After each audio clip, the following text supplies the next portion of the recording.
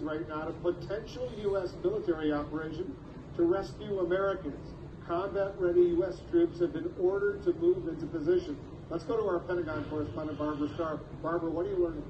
Wolf, good evening. Tonight we are learning that 80 heavily armed U.S. troops have landed in the nation of Gabon in West Africa. Let's put the map up and show everybody what we're talking about. They are in Gabon on standby, heavily armed, also with aircraft to be ready to go to the east into the Democratic Republic of Congo, where violence has broken out for several days following very unsettled elections in that country. They are ready to go in and protect the U.S. Embassy, but also ready to go in and rescue Americans out of that nation if it becomes necessary. This is something the U.S. military is very expert at.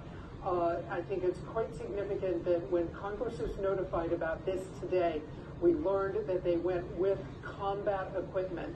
So they are ready, if ordered, to cross the border, go into the Democratic Republic of the Congo, and we are also told that more troops besides the initial contingent of 80 may be sent if it comes to that. Wolf. Yeah, the president actually, as you point out, wrote this letter to Congress. I'll read the first sentence. The first of these personnel arrived in Gabon on January 2nd, 2019 with appropriate combat equipment and supported by military aircraft.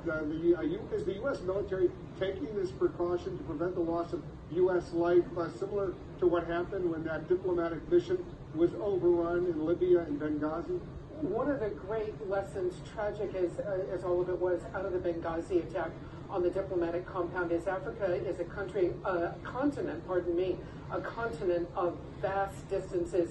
The U.S. military has to be ready, has to pre-position if they believe there is a chance they need to rescue Americans.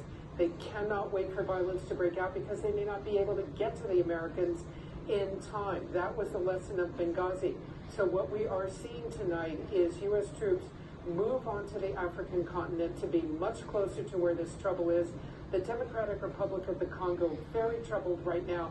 They are having another Ebola outbreak, and there has been violence after these elections where the strongman Joseph Kabila, who has been in power for some 18 years, very much apparently wants to hang on to his power, and there is a lot of unrest in that country.